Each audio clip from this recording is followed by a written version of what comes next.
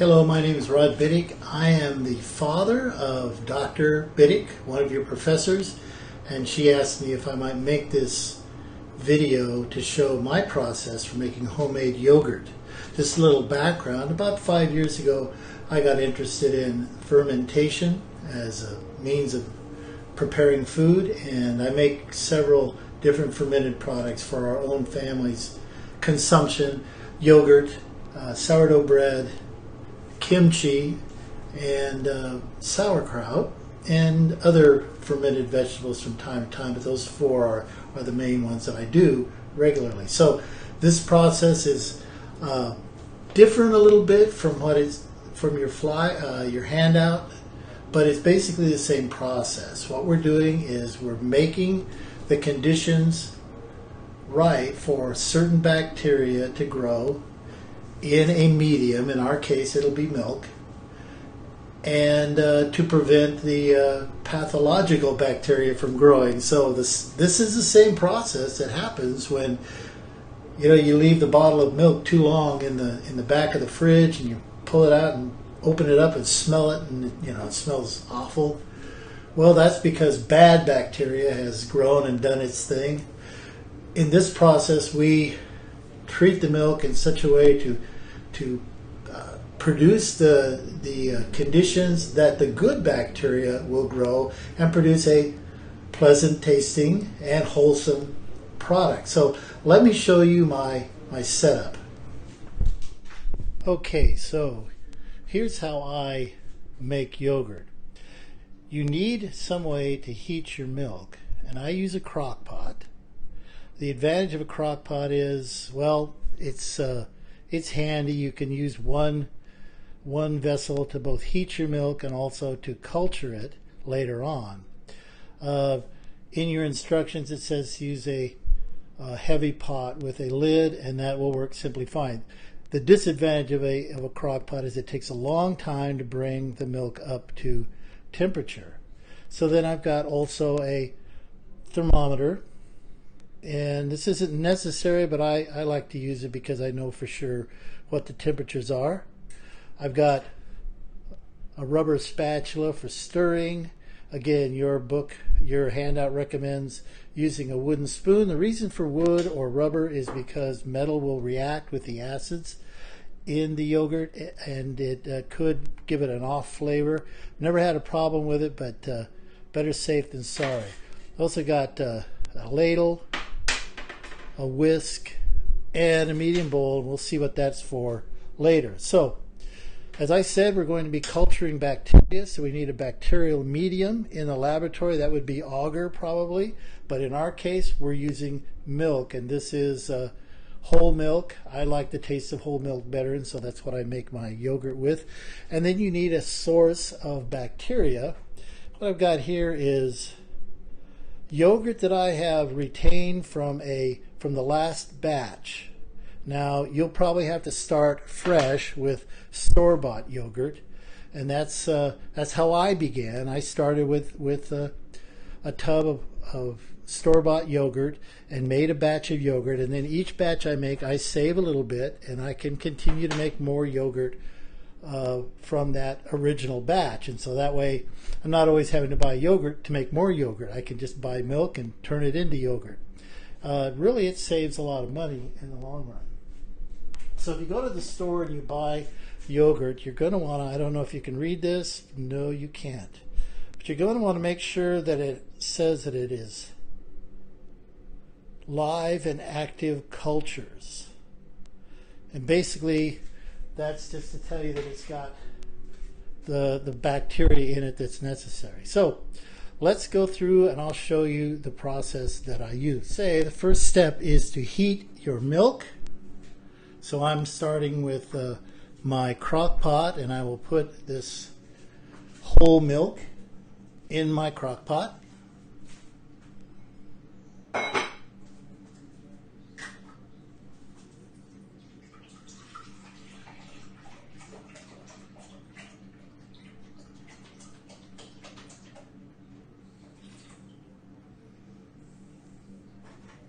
Oh, there's a dead bug there in my milk. There we go. And then basically I just turn on the crock pot and leave it to heat. I use a thermometer, and I bring the temperature of my milk up to 180 degrees. Now I know your book says, your handout says 185 to 195, and that's great.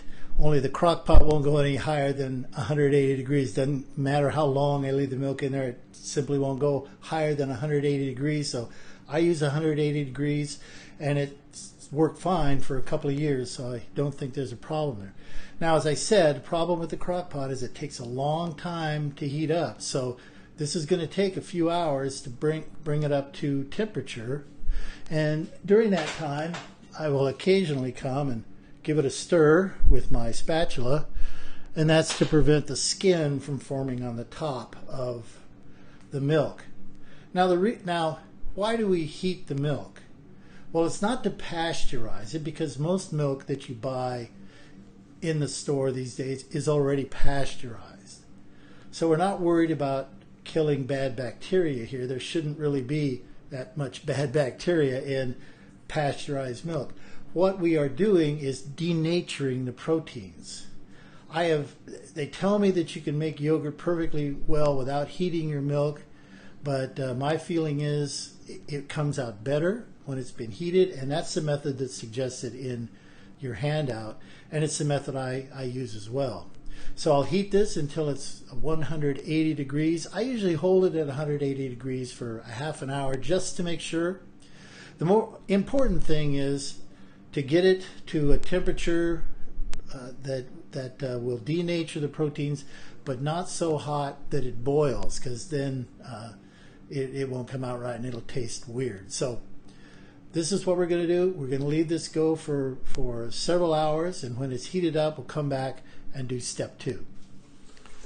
So it's been a few hours, and my milk has heated to 180 degrees. And now I'm putting it in the sink with water to cool it down. I need to cool it down to 110. The handout says that if you put in the yogurt with the bacteria in it over 130 degrees, it'll kill it.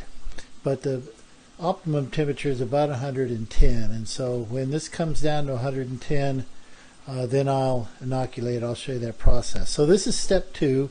Step 2 is to cool the milk down to 110 degrees.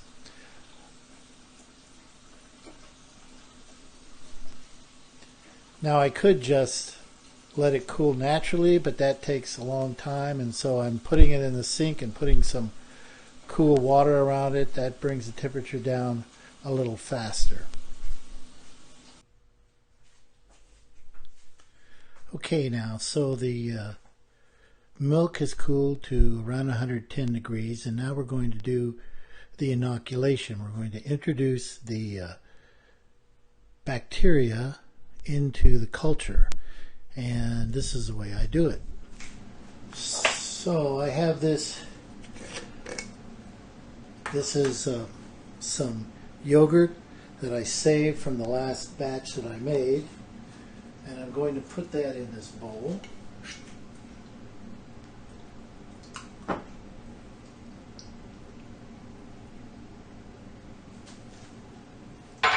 sure that's all there. There we go.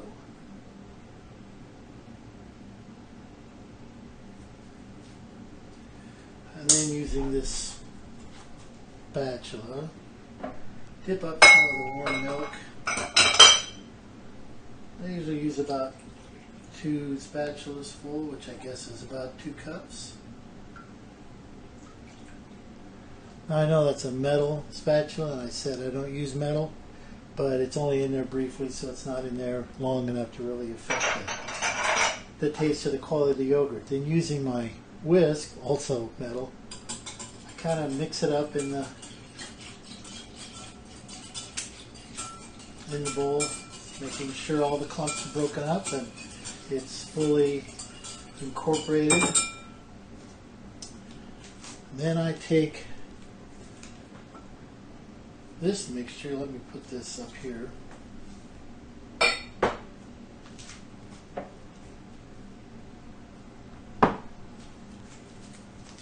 Then I take this mixture, which contains the culture, and I mix it in to the remainder of my milk. And kind of gently stir it. A little chunk right there. Gently stir it to make sure it's thoroughly incorporated. So here you have your milk with your bacteria culture in it. I'm going to cover that, and the next step is to culture that. It has to culture for at least 8 hours. Sometimes I go as long as 12.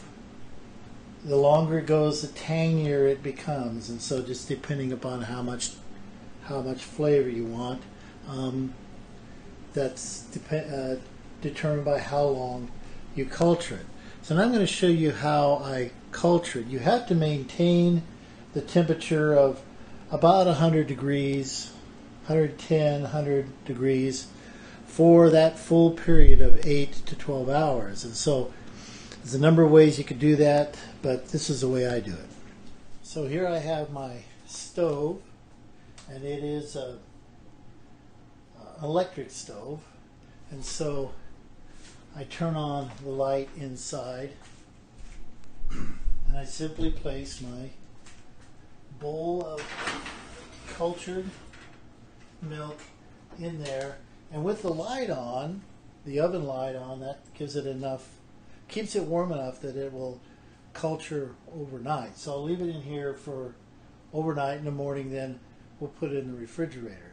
Now, there's a number of different ways you can do this. You could culture your yogurt in a cooler with, maybe put a jar of hot water in there with your pan of milk to help it culture. Or perhaps you have a gas stove. If it has a pilot light, just the pilot light will be enough to keep it warm.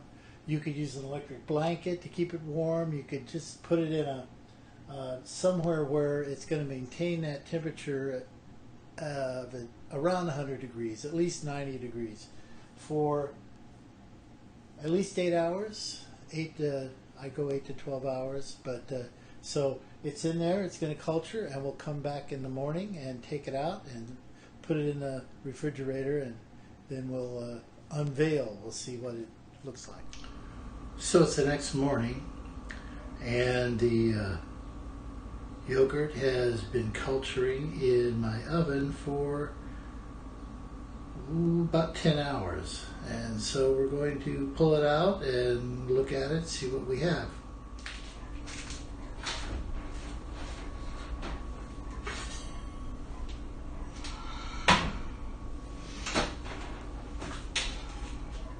All right. So I want you to see what this looks like. You can see it's sort of gelled and thickened. That's exactly what we want. So that was a successful culture. Okay, so the final step is to refrigerate your yogurt. Gotta find a spot in my refrigerator. There we go. So the yogurt needs to stay in the fridge for at least 6 hours. At the end of that time, we'll take it out and we'll give it a taste and see how it came out. So I'll see you in 6 hours. Here's the finished product. Looks like yogurt. Actually, it was in the refrigerator for 6 hours, cooled down, and I've stirred it up so it looks like, yogurt. And just to prove, there it is. It's a little runnier than I like it, and I do a further thing. I drain the whey off to make it a little thicker, more like Greek yogurt. But this is pretty good, and there you go. Yogurt and granola, And anyway, good luck with your experiment. I hope that your yogurt comes out, and maybe some of you will become lifelong homemade yogurt fans. Bye.